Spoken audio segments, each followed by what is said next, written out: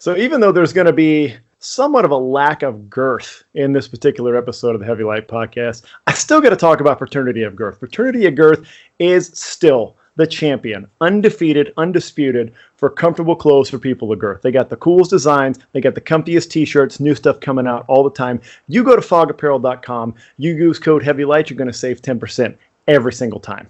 All right, Aaron, we got to do the theme song. Hold on. I need vocals. Ready? Sure. All right.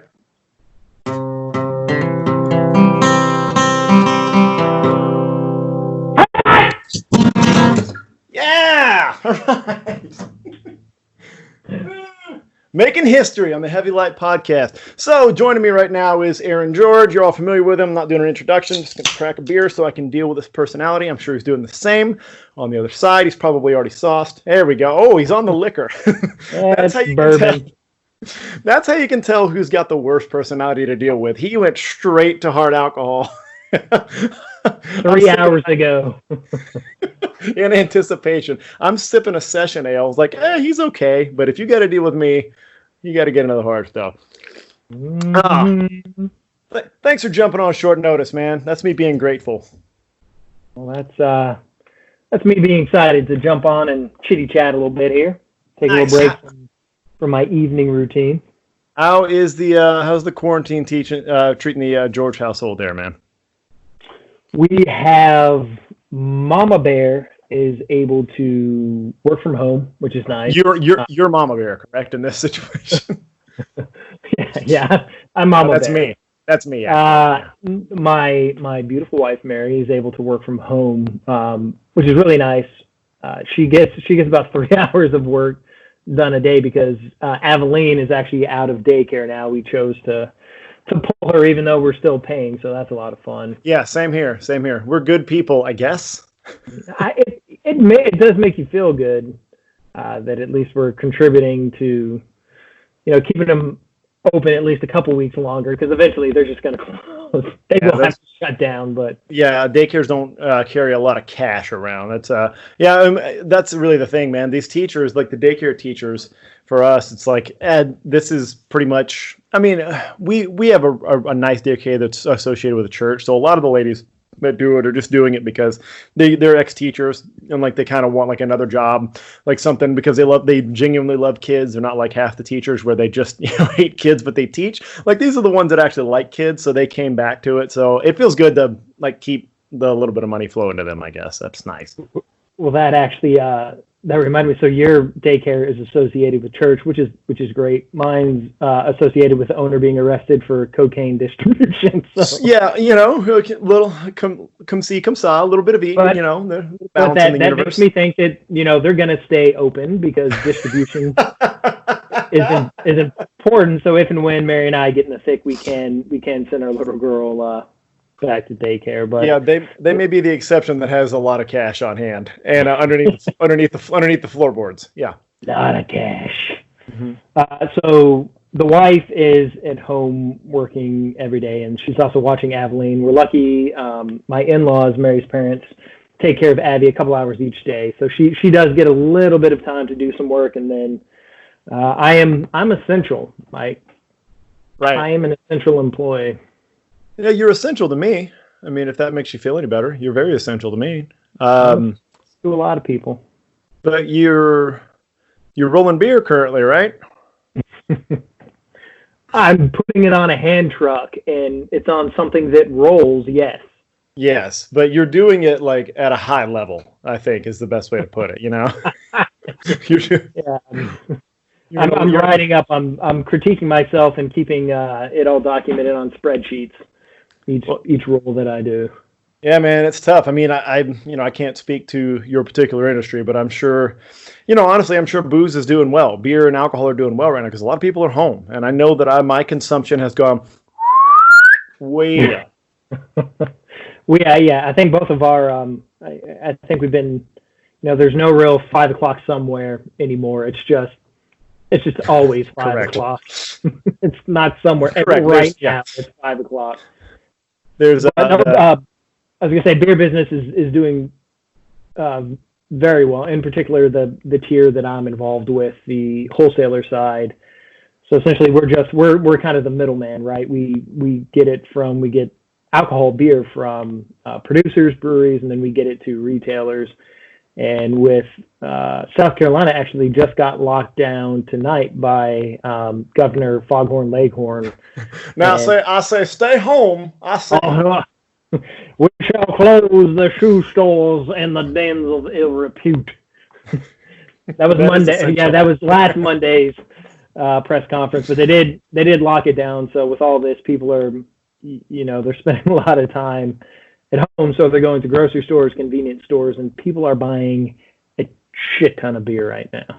Yeah, and it's there. I'm sure you've seen the memes where it's basically like I saw one. My favorite one so far has been it shows relay race runners doing the baton handoff, and it's like a still frame of them handing the baton, and the one that's got it says caffeine, and the other one is alcohol. That's just how the day goes right now. It's like, yep. 3 or 4-ish. We'll just change over. There's no break point. There's no commute anymore. So. And then it can go back again. Yeah, there's like a 4-man relay, so alcohol is going to pass it back to caffeine at some point, and then generally alcohol always runs anchor. Like you don't finish the night with caffeine. But... Yeah, no, you don't want to, and that's true. But and then off to the side, you have cocaine doing the 100 meters, which just bam. Yeah. Also, high jump. Yep, that's true. High jump. I take that back. Steeplechase. I was about to say steeplechase might be more meth, honestly, for being honest. And I did learn this from the pirate captain. If you remember on an old episode, he talked about that acid and like DMT. That's the pole vaulters, apparently. Oh yeah, those guys are nuts. Pole vaulters, like he said, that's a stereotype that they're into hallucinogens. It's like, well, yeah, and I somehow see it. Did you ever meet Brother Aaron's brother Jeb? Yes. Because he was a pole vaulter. That's right, he was a pole vaulter. Miami of Ohio. And he was actually a pretty good pole vaulter. And meaning he did a lot of acid. He fits the description. Willy Wonka. So I saw you, by the way, if anybody thinks this is the Highland Games podcast, if you're 22 episodes in and you think this is the Highland Games podcast, I'm sorry. I saw you did a lot of gardening, man. You're fucking Farmer George over there. Farmer George is in full swing right now. Something to break up the monotony of drinking on weekends. Well, now you're going to grow your own grains to make your own grain alcohol. So it's full circle. Yeah, but see, that's, in my opinion, that's a waste. If you're going to make your own, you don't need to grow grains. Really, any like beets, right? Anything that is high in sugar, you can turn into alcohol. So you really have to be efficient. Ketchup packets. I mean, you get the right yeast. Sure. I make it in the toilet. We spent this weekend putting, I guess, an in-ground garden in. We have a raised bed. That's a big commitment, man. That's a big commitment. It is. We had to. What did my responsible wife have to do? Is it 411? No, not 811. Whatever. The number. The gas pipe people. Where they call the utilities, so they get the gas out there, the cable, the water, electric, all that stuff. So I think she was more trying to get them to market so she could erase it so I could go over it and die and she could collect. Right. Sure. Hey, honey, I'm just got a couple things to take care of today. I'm going to call 811 to figure out where the gas line is. I'm going to make sure all the insurance premiums are paid on the life insurance, and then we'll get to work. Sound good? Find the initial here, and then go play with your tiller. Now, since this is South Carolina, I'm guessing that line also deals with Indian burial grounds and slave corpses that have been hidden in your lawn? They do. And if they do have a backlog of calls, they actually have a really nice sausage gravy recipe while you're on hold. That's on brand. I mean, I jotted it down. I'm not above it. We're gonna try it. No, we did. We decided to up our square footage of gardening this year. We have a 4x12 raised bed that we've had for a long time. Yeah. So we went ahead and put in a 12x6.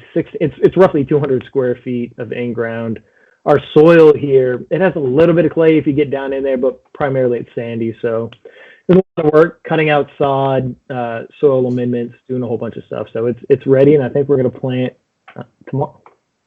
Yeah, Ashley and I were talking briefly about we're trying to fix the grass in our backyard, and we were watching what you were doing. She was saying like, oh, you kind of cut up sod and reuse that. I was like, yeah. And this, by the way, again, this total dad chat here. Yeah, we have St. Augustine grass in Texas, so that idea sounds great and all, but you're just cutting up a bunch of vines and throwing them dead on top of another thing. Is all you're doing. It's like, Eddie, what is this? It doesn't have roots.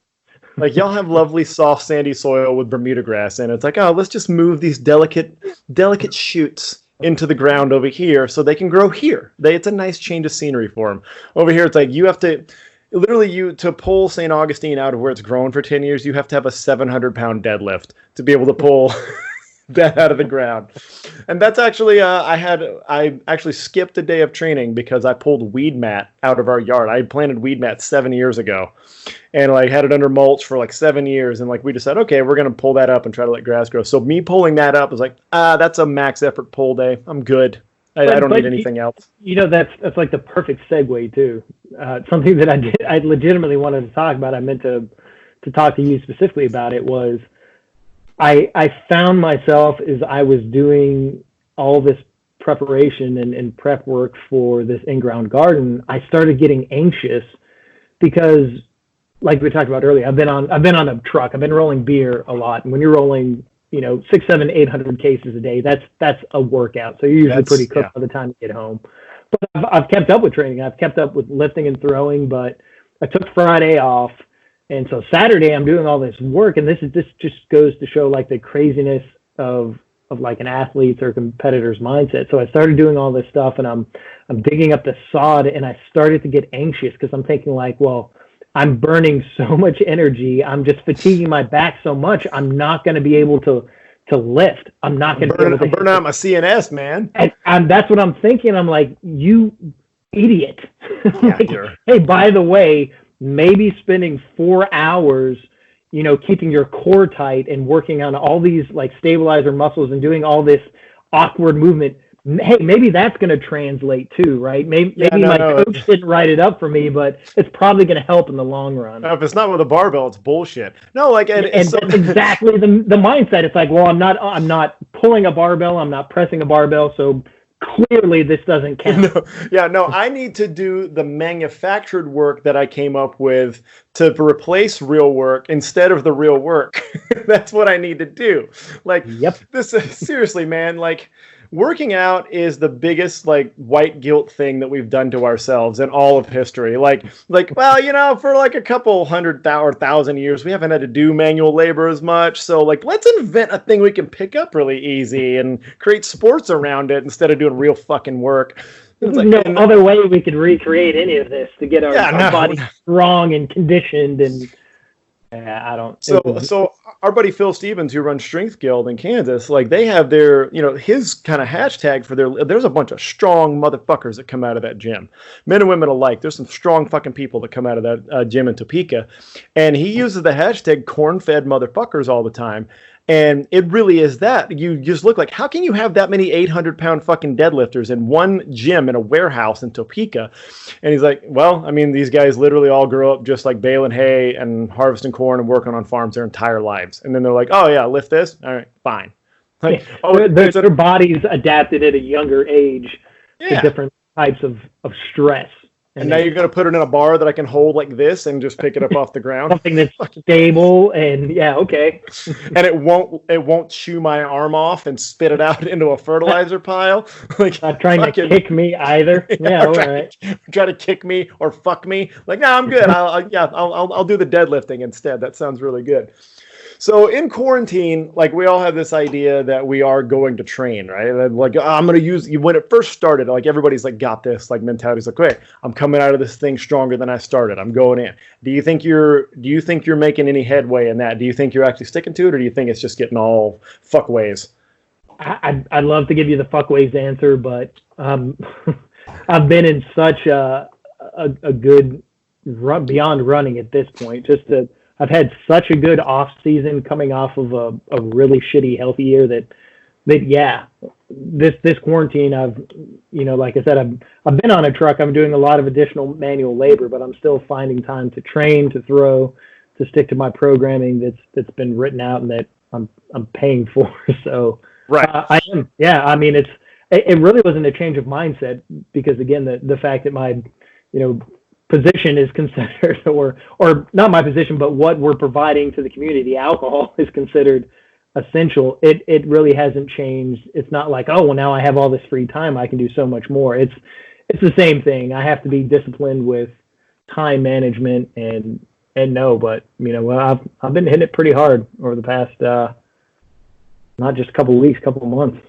That's fantastic, man. Like I'd like to answer that I'm doing the exact same. I would like to answer that I'm keeping it, I'm keeping it 100. But and you know what? I'm honestly not doing as bad as I thought that I would. Because I was kind of hitting a roll. Like I was really getting. I was getting into a good role for training there for a while, this comeback trail, and it was really kind of a bummer, as I've expressed, that this happened. The season gets canceled as I'm starting to roll because things are starting to come together. But my lifting has taken a hit for sure, just because of having kids home all the time. But honestly, the throwing has been just fine because we need to get out of the house once in a while. Like it's just we have, and like so we have that field across from the house where we take the kids and like they play out there and I can throw out there. They did it today. The kids like hit wiffle balls in the field while I was throwing stones and stuff. So the throwing's been going pretty well. It's actually kind of kept up, and that's what it's one thing that prompted me to start thinking about us getting together and talking on this podcast was that I paused our live stream that we both threw stones like in the past day. I think you threw it today, didn't you? Yeah, I threw it today. Okay. I also threw stones, and I think so you're doing something right now. I'm kind of stealing your thunder that you're doing a thing where you are choosing to not reverse, like in your stones, in any of your stone throws. You're not reverse. Talk about your rationale there, and then I'll kind of tell you where I'm coming from too. Correct. So I did. I threw. I've actually been using open stone. I don't do much heavy stone, Brammer stone, but I've been using open stone as a warm up for generally my explosive days, for my dynamic days that I have, and today was a push press day. So I kind of use it to prime the system, and I'm at a point technically where I'm leaving the ground too soon on my reverse, and yeah. So I'm getting some decent distance on my throws right now, but it's really hit a wall, and so it's one of the things where I have to kind of check that ego and say, all right, I'm going to throw several feet shorter, but I'm going to get reconnected with the ground, and somebody who I bounce a lot of stuff off of, other than you, is Adrian. She's been my kind of stone coach since the beginning, and a lot of the technique that I mimic is hers, and she doesn't reverse, and she has her own reasoning behind why she does that. But I kind of came up with this thing today. I was like, you know what? There's more than likely not going to be a fucking season, so right. It's nice because psychologically I don't have that panic like, all right, well, I'm 30 days out from my games, I better be hitting some big numbers in practice. It's really, I'm the most relaxed I've been in quite a few seasons now. And I was able to give myself that pass and say, all right, here's what you need to work on. You need to get reconnected to the ground so you can create force through your feet, your knees, your hips, and then into the implement. So, you're not going to reverse. And then I came up with, the random number of 500 throws.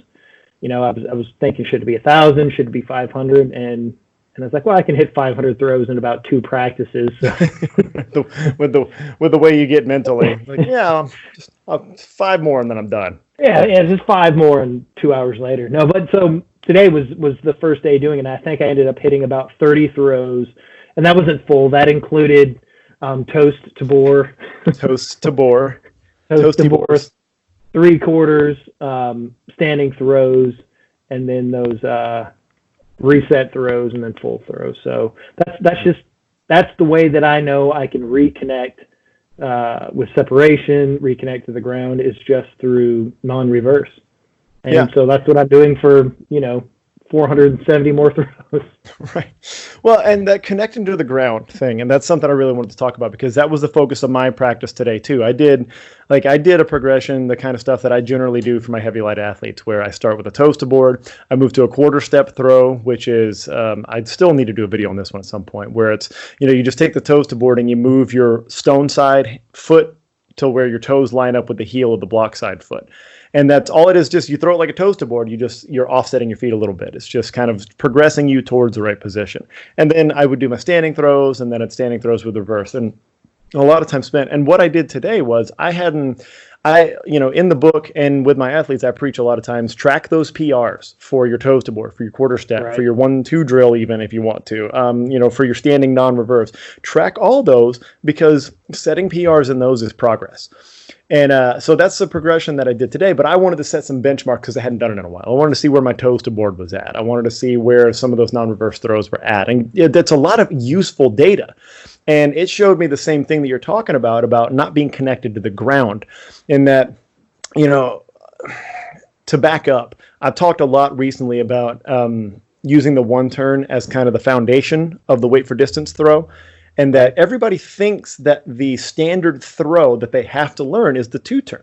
When they're new especially, they think they need to learn a 2-turn throw. But a 1-turn accomplishes a throw. And oftentimes with a newer, less experienced athlete, a good 1-turn from them is going to be significantly better than their 2-turn, and they're going to be in less foul trouble. So sure, that's the fundamental piece. And the same thing I've noticed when you and I talked about it, it happens with the reverse. People see big throwers reverse. They see them extend over the toe board, and that stone side, that shot side comes forward, and they replace feet, and they see that, and they think that's the sign that I'm throwing hard. That's the sign that I'm getting the throw going. But it becomes, instead of a means to an end, it becomes like a means in and of itself, or just becomes a thing that you feel like you have to do to reverse. But you need to, in my opinion, and we're both in this situation right now, you have to reconnect with the ground, because otherwise you're going to tap dance through that throw, whether you spin or you glide. You're going to tap dance, meaning you're going to stand up too tall. You're not going to get any power from the ground. You're going to jump the reverse. How many people do we see that are experienced throwers even that jump the reverse? They just get out there and they jump it. So connecting to the ground is learning, hey, when you get to the front, stay back on that stone side, stay back, open up, and get your power from the ground. And if it's hard enough, you might have to reverse. But I'm definitely in that same situation. I can see in my toes to board that I'm not settling in, and I'm not on my right, and I'm not getting a good position and opening up the left at the right time. I'm leaning over the toe board trying to chase it out there. Right. And so I'm even pulling it up now, the video that you had sent me, and it really does look like you jumped the throw, right? You were really, if you take a look at your right leg in that throw, you really it was a toes to board. Yeah, it was really about like your body was just primed to step over that toe board, to displace that right foot and know that it's going to step. It's funny, an event that happens to me when I'm thinking too much about a finish or something is really hammer, because I always think about my left leg needs to come out and then it needs to displace and take a step back to catch me. But sometimes I'm more concerned about doing that actual left leg displacement and movement than actually getting to the reason why that needs to happen. So I think that's not the same sitting thing. So hard against it. Yeah. Right. Yeah. That your left leg has to come out to catch you. And I think that's something that definitely happens with a reverse. And it's such a small window, in my opinion, of whether or not a reverse is effective or is not effective. Again, if you're jumping it, a throw where you're actually jumping it and then a throw where you've stayed grounded, there's really just a split-second difference. And it's so tough, particularly in real time. It's really difficult in real time to tell the difference between, he jumped the throw or jumped the finish, instead of extending and then having to replace his hips or his or her hips. But I really think the window is so small with that's a good reason to go back to these non-reverse throws, because then the entire thing is a window. And even if you watch the throw I sent you today, or the throws that I posted on Instagram, there's still I mean, I don't.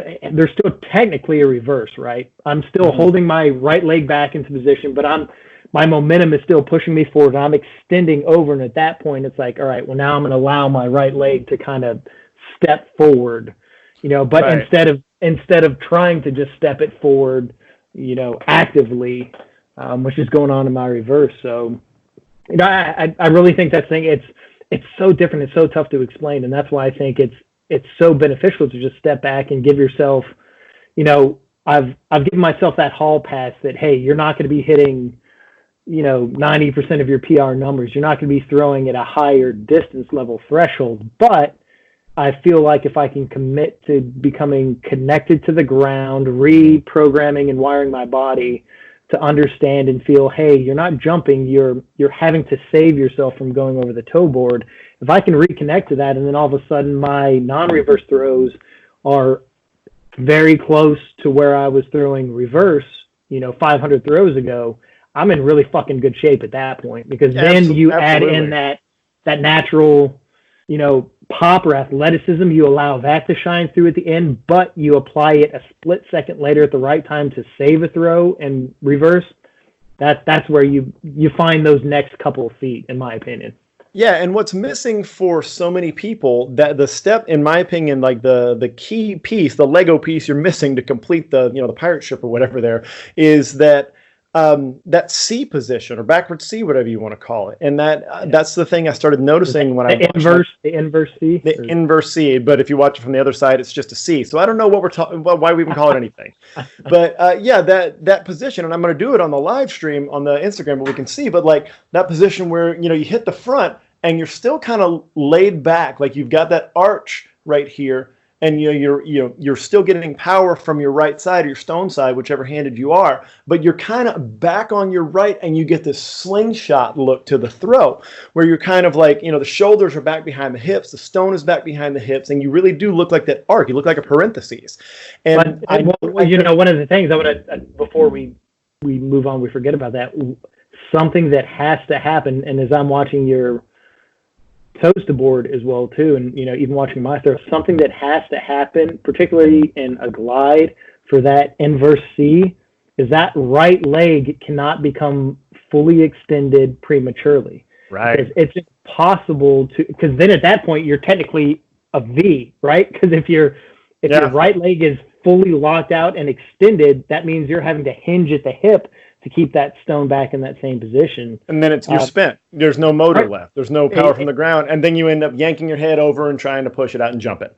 Exactly. Yeah. So that's such a crazy thing with the right leg. And it feels so counterintuitive, because all you want to do is, go from kind of a passive position to just extend it as hard as you can. But that extension creates an unnatural length and push forward where you can't emulate that C, or you can't hit that C position. So that right leg, as it's turning, there has to, a bend has to maintain in that right knee to be able to keep that stone back and kind of slingshot it forward like that. So otherwise there becomes a flying bench press, basically. Like you're jumping into the air and trying to bench press a stone with one hand, because with a little bit of momentum on it. And so here's what I could tell, if we want to get really nerd out about it. When I could look at the numbers today, my toes to board was just over 40 feet, I think 41 feet or something like that, when I'm hitting a toes to board. Like, there are days where I'd be happy with that as an open stone throw, by the way, when things are not. I'm thinking about when we first remember, like, the first time you would hit 40 in a game. Like, it's like, it's one of those phenomenal milestones. So, here you are pissing and moaning about. Right. But yeah, but on a toes to board, you can sell out, and I go over the board, right? I just try to make it as poppy and athletic as possible. But then when I would move, the quarter step was similar. But when I would move to the standing non-reverse, there was an absolute wall at 39 feet, 7 inches. I mean, every throw, 39.7, 39.7, 39.7, 39.1. Like, there was a wall at there. And so that's the indicator right there, is like, hey, something has changed and something is missing. Like, you're missing a position that exists in your toes to board, or that at least you're just starting in the right position by being there. But I'm now missing it. And it's that position. It's that laid back. It's that parentheses, that inverted C. Like, it's not there anymore. There's no stretch reflex. There's no separation in the throw anymore. It's just me getting to the front and doing a shitty toes to board, basically, is what I'm doing. So I want to challenge that. And, the only video that I had from today for you is the toes to board. So I want to challenge that fact. So you're saying your toes to board was hitting 40 plus, your 3/4 was hitting somewhere around that. But then when you got to the full throw, you're hitting 39.7, right? With a full throw non-reverse. Full throw non-reverse. Full throw non-reverse. So, what about look at it from the aspect of, okay, maybe not what's going wrong there, what's going right? Right. Maybe with that, the reason you can't just mash everything forward is because you actually are staying back on that right, and you're pushing. It becomes a lot harder to slingshot everything because the weight, your center of gravity has now shifted back further, right? And in a standing throw, as opposed to a toes to board, your center of gravity is more stacked, and when you're taking a step back, there's now more weight that you have to propel forward. So it may not be necessarily that you're doing anything worse or bad, or that you've taken a step back because your standing throw is worse than your toes. Mm-hmm. Maybe it just means that you can no longer just dump your upper body forward and throw that stupid right leg gears over that toe board. Maybe it is a fact that, and that's why I'd love to see. I know you and I always fucking get into it about your video angles. I hate them because they're extremely confusing for me. Like, if it's not right at 6 o'clock or right at 3 o'clock, like, my brain cannot comprehend what I'm viewing. Yeah, no, if I were you, I would hate it too, because all the videos I get from athletes, like, I ask for very specific angles, but I film mine a certain way so I do a 3/4 angle so I can get the idea of what's going on in the back and the side. But yeah, it's got to be infuriating. It's totally infuriating. But I would love to see one from 3 o'clock to see that, you might be surprised to think that, oh wow, I actually am hitting that C. And when you're hitting that C, it actually makes it, in my experience, it makes it harder to feel that right leg kind of come and push through, where at that point, once you've extended, you want to reverse. Because when everything's back and loaded down on that right, and you're creating that C, you can't just jump forward. It becomes a lot harder because, again, your center of gravity is back. So I'm not saying I'm right. I'm just saying I would love to see a standing non-reverse throw from 3 o'clock and see if you're actually hitting that C, and maybe you don't need to blow anything up. It's just that, all right, you can no longer just dive your upper body forward and over the toe board. Yeah, and I may just be trying to explode on it too soon, honestly. That's a common complaint from Ashley as well. And but I may be, honestly, it's something to consider with a lighter stone, like anywhere from 14 to 17 or whatever, 14, 16, is you can wrap with those when you're doing a standing throw. Like on a Braemar, we're used to kind of rocking and firing more because we have big, ugly Braemar stones. And I'm realizing I'm throwing my 16 like that. And right. It could be kind worth if I'm doing instead of a wrap. Rotate. Yeah. And it could be that in the service of me, because the only reason I'm doing this is to build a bigger open stone when I move back to the glide. So maybe it would behoove me to put a little wrap on it to emulate the kind of position I want to be in at the front of the glide. Maybe that's what it could just be a simple timing issue in that by the time I land, the stone is just even or ahead of my hip. So like there's no ability to like, lay back with it and get in a good position with it. And that could be a part of it. Or we could both be just horribly wrong. And that's what 3 years ago. That's what I'm banging. Oh, God, you think 3? Well, yeah, 4 years. Mine was 4. But yeah, you're younger. So, hey, so my big question for you is that since you're a pro athlete, how are you and your family dealing with the lost revenue from all the pro games that you're not going to be able to do? The good thing is thankfully to the federal government, I can apply for pro Highland Games unemployment. Good. Right? I was really worried. It covers it. I'm actually getting paid $3,500 a week. It's a glitch in the system. This is really great. And the Fed pretty much gives unlimited Scotch eggs and beer tent tickets. So pretty much a better deal than I was getting with the other games. So yeah, you were. I know it is a joke, but it really is so funny that money hasn't been. It hadn't been a thought at all, right? And it's not because I'm so well off that I don't care about money. It's because I'm so mediocre I don't make enough for it to fucking matter. So my investments aren't tanking. It's just because I don't have any. Oh no, I looked at my 401k today. It's down 20%. Oh God, don't look. I have not looked. I'm not looking. I'm not. It was a bloodbath. Mm-hmm. We talked to. I have a guy I work with who he's like at that 2 year. He's 2 years out from packing it up and being done, and he just looks beat walking through the hall. He knows he's gonna have to damn work till he's fucking 90 years old. God, man, I can't. That's a really shitty situation. And the problem is, like, if for people even our age, in the early 40s or whatever, your late 30s, whatever, but you have that long play where it's like, okay, we're taking a big dip right now, but I'm playing the long game. But if you're right at retirement age right now, fuck. Right. It's like, hey, we're just going to take 4 years off that.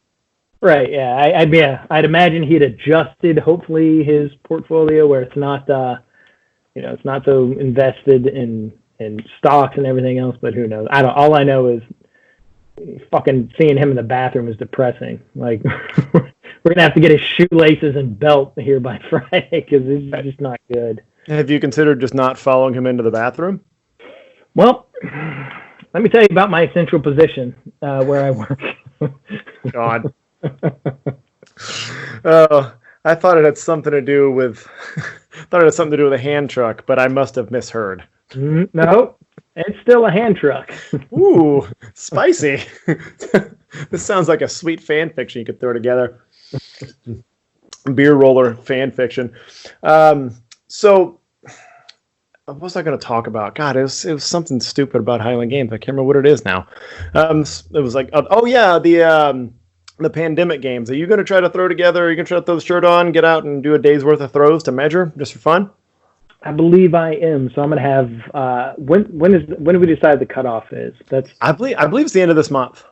Yeah. So I'm thinking this weekend I'm going to get out and like I was just joking about Governor Foghorn Leghorn did just put his version of a shelter at home. It was work or home only.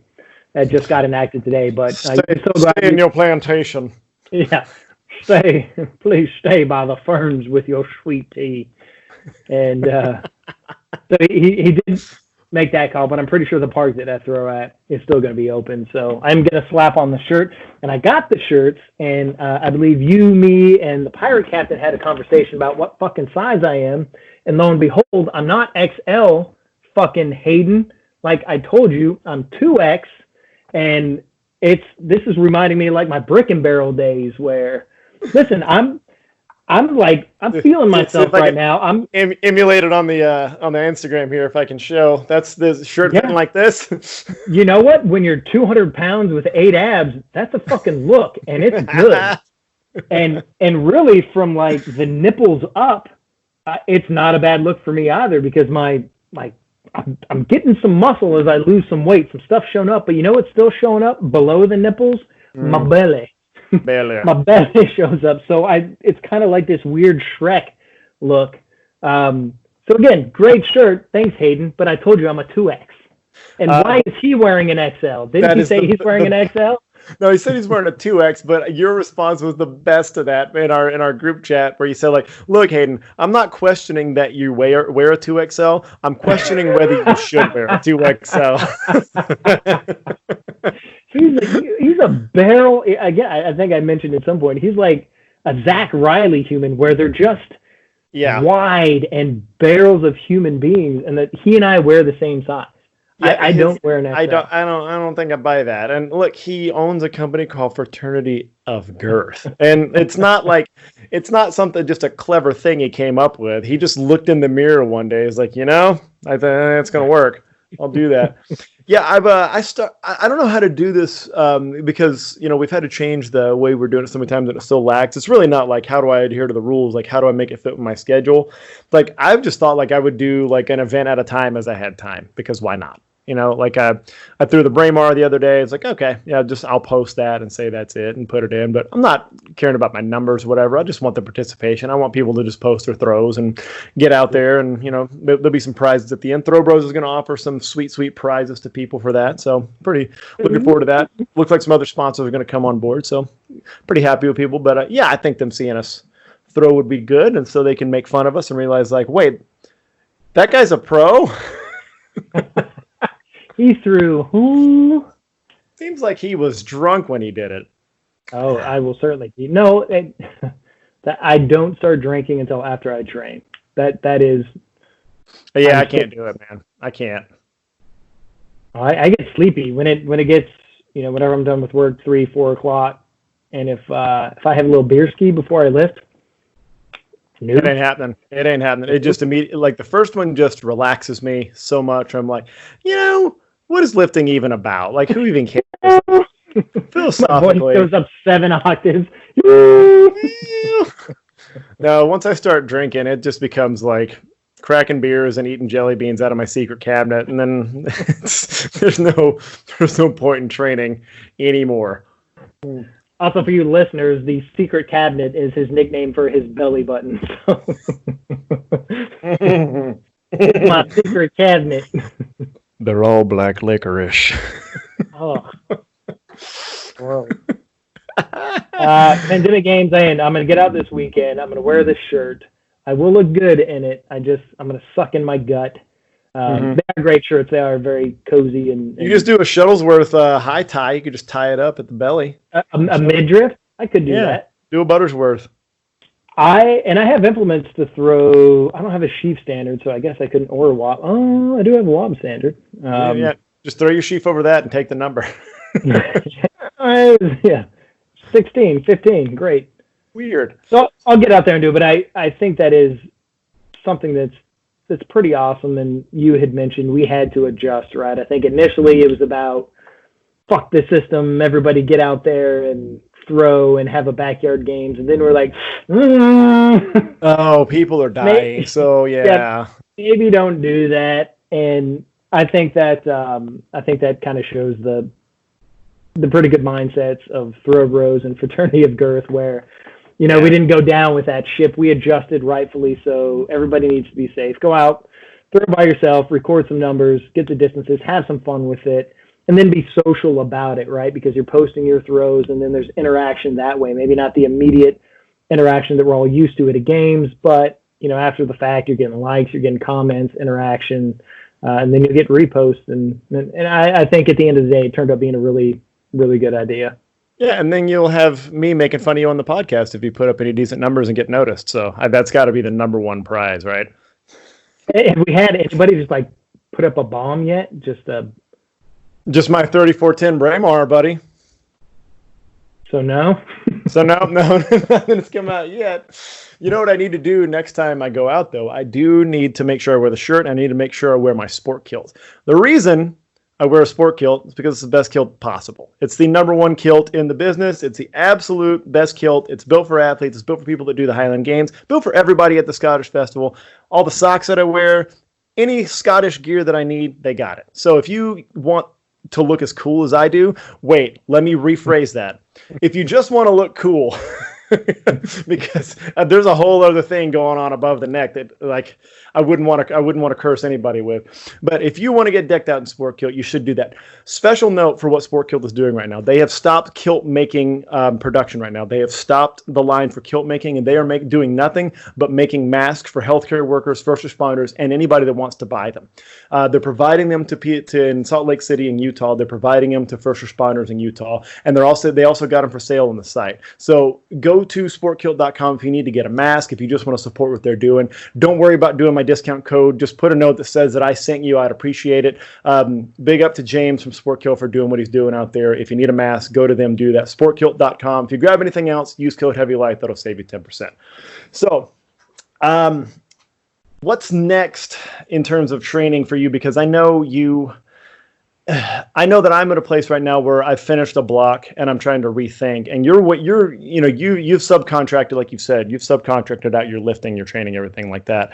But do you have, like, beyond just your no reverse 500 stone throw, something like that, like, how are you approaching the rest of the events? Is this just like you're going to train like you're in season, or are you going to hit the reset button? Well, really Michael, what I do is I hire adults to safeguard me against my adolescent spasmodic tendencies, right? So I actually just had a conversation with Tom Soroka, who does my lifting programming, 4 days ago, whatever. And I said, listen, Tom, I want to ditch all this shit. I just want to become jacked. Mm-hmm. I just want to be ripped and jacked. And like, I could, even though it was a text message conversation, I could just sense his like, all right.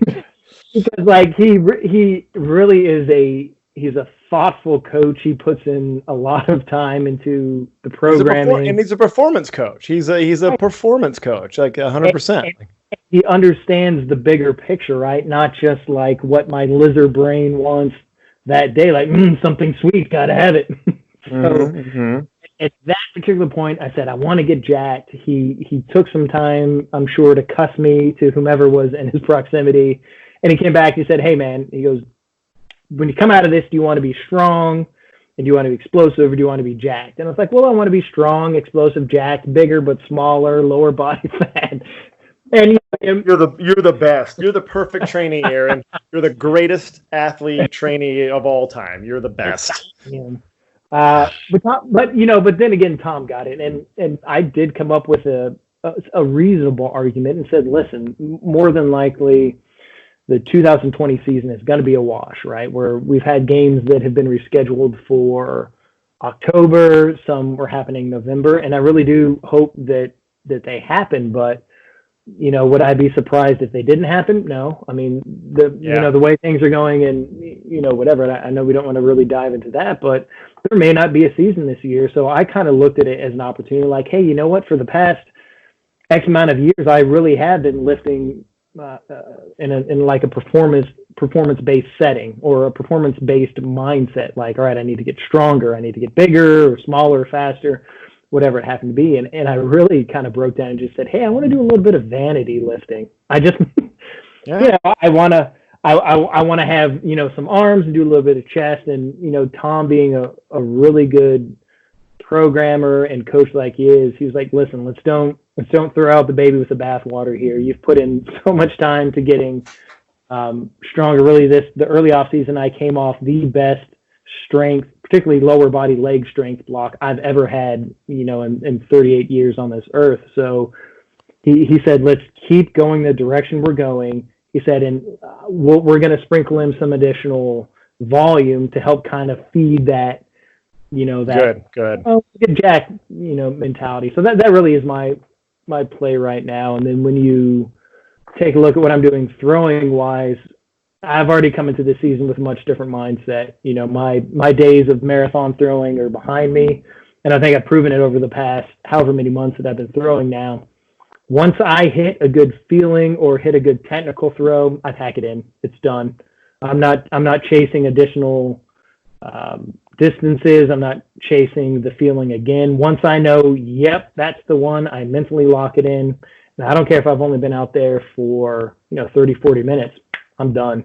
Right. Can I do it? Can I replicate it? Peace out. Yep. Yeah. And it's micro practices, man. That's, I've talked about that, and I've kind of unintentionally been doing them. And then without you knowing that, you recommended to me as like, hey man, just shorten it up, throw for like 20 minutes at a time. It's like, yeah, that's all I can fucking do. So that's all I'm doing. Time for. It's so easy for everybody to forget, especially I've said this before, that track and field coaches, people that come from that world, they forget that we have 9 events to train for. I mean, nobody trains caper, so 8, right? But we have at least 8 events that we have to train for. And doing marathon, full-on breakdown, technical, and like run the intensity gamut up to a big high intensity throw, every practice is not going to work.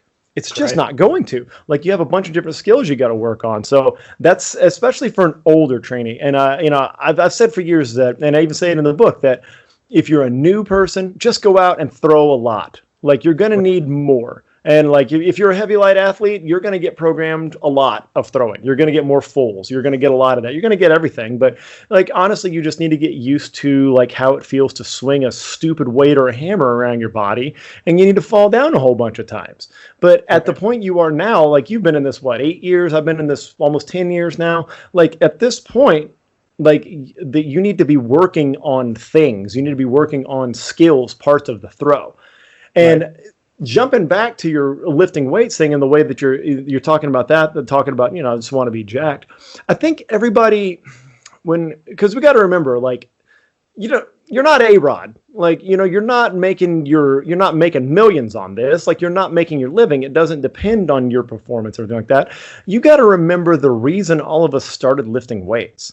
Like, very few of us started lifting weights to be a power lifter or to be a Highland Games athlete or to be a thrower, because none of us, most of us weren't D1 athletes, or most of us weren't, out of the cradle gifted to do that. And we started lifting weights to look better and to feel better. And there's literally nothing wrong with lifting to feel that way. And if you're somebody that, like, you end up dropping a few pounds and you add 10 years to your life, but you lost a few inches or a foot on your open stone, who gives a fuck? Who gives a made a good fuck? Decision at that point. Yeah. Yes. Like, nobody's going to care, for one thing. I've literally written songs about that. But like, nobody's going to care, and you're going to live longer and probably be a healthier, happier person. Like, I don't want to just completely go into this one. Like, I don't want to like dive into this deep into the pool, but I get we're gonna dive. We're gonna dive. I get real irritated sometimes by the way that our sport and several others in that family encourage obesity or laugh it off a lot of times. And just excuse that, like, I understand that mass moves mass to a certain extent. There's a certain bit of that you can't argue with, but there's also a certain point to where a lot of us are just hobbyists. Hand raised right here. A lot of us are just yeah, exactly. You're a professional hobbyist. That's right. Aim is to break even, right? But like, professional hobbyist, and it's actually not worth it for you for mass to move mass. It's worth it for you to do maybe the reason you started lifting is to get in better shape, feel better about yourself, be healthy. And too many times do I see people like, hey, you know what the problem is with that particular train of thought is? It requires a lot of fucking discipline and eating the right way. And a lot of people fall off that train. Also, hand raised, I've done that too. I've eaten like shit and not trained the right way and not taken care of myself in the sense, well, I'll just be bigger and I'll throw further. And sure, I did, like 3 inches further. But, I worth it. That is a pet peeve of mine, and I'm happy. It makes me happy to do this show and have you as a pro athlete who also, as a side note, you're moving fast as fuck nowadays, especially with the weight loss. But having a pro athlete say like, yeah, I want to lift to get jacked a little bit because I have a life after this. I've got a plan after this. Yeah, and I appreciate it when my wife looks at me and not in disgust, like, all right, well, I understand why I had a child with this guy like at some point. A direct face-on look instead of a side-eye glance. Yeah, that's a rare commodity, right? There's eye contact and a smile. I've heard it's fantastic. But, I think that's a really good behind-the-scenes kind of story when you look at where our Highland Games careers had gone. So when you won, your national title was 2016, 17? Mm-hmm. Yeah, 25 years ago. Yep. 25 years ago. So when you were doing that, I was in a different phase where I was looking at like, all right, I've got to get bigger, right? Because I had my eyes on the next. I was throwing A, and you were a top amateur at that point. Right, and I had my eyes on like, listen, I want to get to the next level. I need to put on mass, and that strictly just came from those conversations you have with everyone, like you got to get bigger, mass moves mass. It's all that stupid ass gold gym stuff that we've heard our entire lives, our entire lifting careers. But so I really legitimately was in that mindset in 2017 or 2016. Like I've got to get bigger. And it was confusing to me at the time to watch you. You were going on a different route. You were going on a route like, hey, I have a unique talent that really can excel at this particular weight and at this particular class.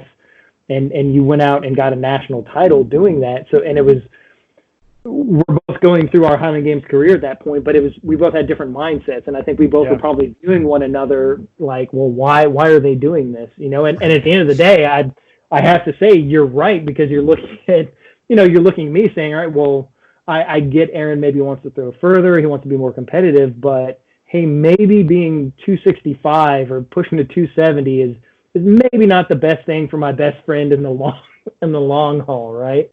Yeah, and it's hard for me to not think in those terms, but I also have to kind of say that, of course, like my heart says that, like that's, as a friend, I can't separate that. But also, like, if I'm just talking to you as like an athlete on my podcast or whatever, I also would want to say that, like, that going to 265 and coming back down, that's all, like, that made the next stage and that you're at possible. And that I think that maybe had you stayed, 235 the entire time, or like, 210 to 235, wherever you were, I don't know that you would have come to the same conclusions and had the same training result. So right. It did suck. And like, you probably had some times where you didn't feel your best, and like that wasn't like, how you envisioned your body type or whatever. But at the same time, I think now maybe you wouldn't be able to throw at 235, 240 like you do now if you had not gone to that route and actually thrown it that weight and developed the power at that weight. Just a thought. I mean, it's all a big journey, because you don't get to go back and change it, right? You don't get to actually put an eraser on it. But right. It's certainly, as you transition later on, and as you transition into like a teaching, mentoring, coaching role later on, as as your pro career goes on, I think that'll give you more insight to be able to say, like, look, I was that guy, and I was also this guy. Here's the difference for me, and here's my advice to you. I don't know. Right. Well, and going with this season, it really was a mindset shift, and it kind of started to happen last year, and then health made it happen. Last year there were things that not necessarily that I needed an aha moment, or I needed to, wake up, you're out of control, because I was never just insane. And even when I was gaining weight, I was doing it, relatively clean as far as diet. I wasn't just, eating McDonald's every day, although McDonald's is delicious, and we already had to talk about it today. Every other day. I mean, yeah. But, even during that time, or when I was gaining weight, I was trying to do it responsibly. And, it's like anything else. And I know it's cliche, but when you have a family, or you start to realize, hey, there's things that are a lot more important than just myself. Yeah. You take a different look at things. But, honestly, right now, it's still kind of feeding that ego, because I'm throwing further than I ever have, at this weight, throughout my entire career. My practices, my off season right now, it has been, light years ahead of where I've ever been. And I'm doing it 30 pounds, 35 pounds lighter than I was when I first turned pro. Well, look, faster coming out of your hand, it will go farther if you throw it at the same angle. So it's hard for me to look at you moving so fast through your throws right now and not think, man, this is probably going to go well. If he adds a little peak on this, or if he you throw back in a few more calories to peak for something, you feed up to a games or something, and you stay fast, like, holy shit, man. Like I'm pretty excited to see it. And now, like, you kind of have this weird, like, blessing and curse thing of the quarantine of, like, okay, competitions are off the table. So take that big mental jewel out. Like, take that big goal, that big flashing sign that you keeps interrupting your training.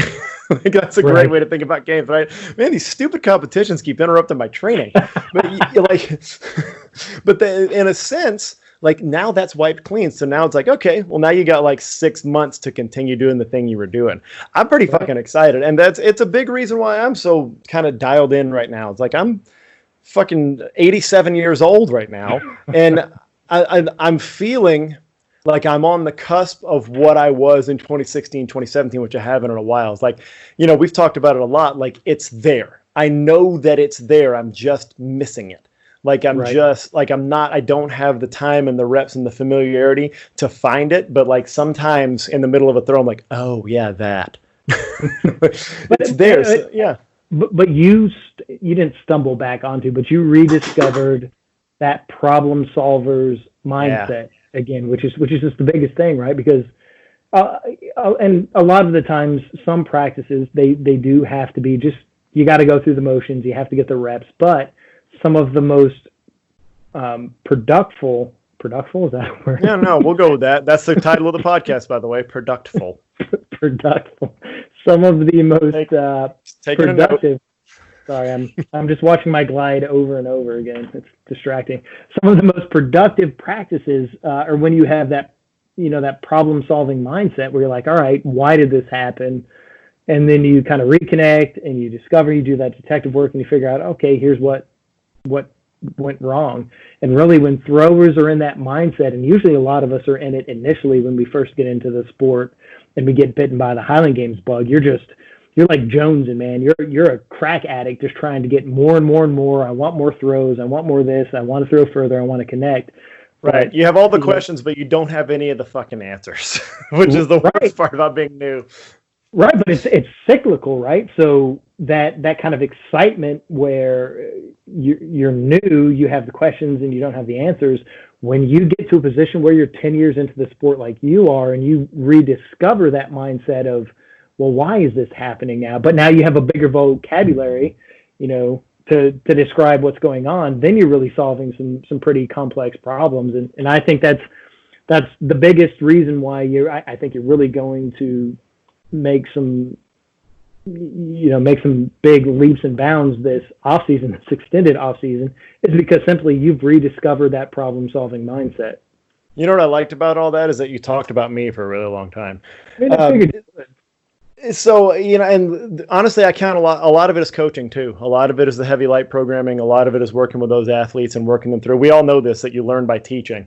And, that extending my vocabulary, learning through that process. And, when I went out and did that stone practice, the last two practices that I've had, I went out and I followed my own fucking methodology. And what do you know? It actually kind of worked. So I always tend to find I do this where I'll go out with the intent. It's like, man, just do the shit that you program for this athlete that's very similar to you, and the same weight class, same experience. Just do that because that's going to work. And then I talk myself out. I'm like, yeah, but I know me. No, you don't. You absolute idiot. You don't know you at all. Just take something that was written down and do it. It is so difficult to do, though. I mean, and that's why, this 500 non-reverse challenge of mine, it's a different type of challenge too, because I get it. Like physically, it's honestly easier. I don't have to reverse. Great. But this is adding an additional layer of, mental fortitude that, all right, hey, jackass, don't just go out there and try and throw it as far as you can. Keep your feet on the ground. Each throw. Yeah. So it's increasing my mental toughness here. And, again, I'm 8 years into throwing now, and building those type of things back into your practices, make them fun, make them unique, different kind of challenges, and keeps me going out to the field. Hey, how many of those throws do you have to do in your Dickies and work boots? Have you set a rule for yourself yet? So I wear Wranglers, not Dickies. Hey, Leah wants to be on the podcast and answer that question too. Hi, Leah Bia. We made it over an hour without Leah coming in to interrupt. So, I mean, honestly, I'll count that as an off-season PR as well. That's impressive. Fantastic. Well, hey man, keep booting up, keep the Dickies on, and keep both the private and public videos coming, but mostly the private work boot videos. Those were Merrills. I used to throw in Merrills a lot. I haven't thrown in my Danners. I'm not saying that I will never. And I actually do catch a lot of shit. Is Leah still in there? Sorry. Because I do throw in weightlifting shoes, which is so bizarre, but That seems like a really expensive problem to like. I've had these Adidas shoes for like 10 years. They are unbelievable. And what am I going to do? Like put on certain shoes? Because when I throw a stone, I throw it in my porch. So I use it as a warm up for dynamic days. I'm not going to change shoes. That's exhausting. And there it is. Heavy Light is brought to you by Throw Bros. Throw Bros is the only online store for Highland Games athletes. Gear up, get throwing. Use code HEAVYLIGHT, all one word. You're going to save 10% at throwbros.com.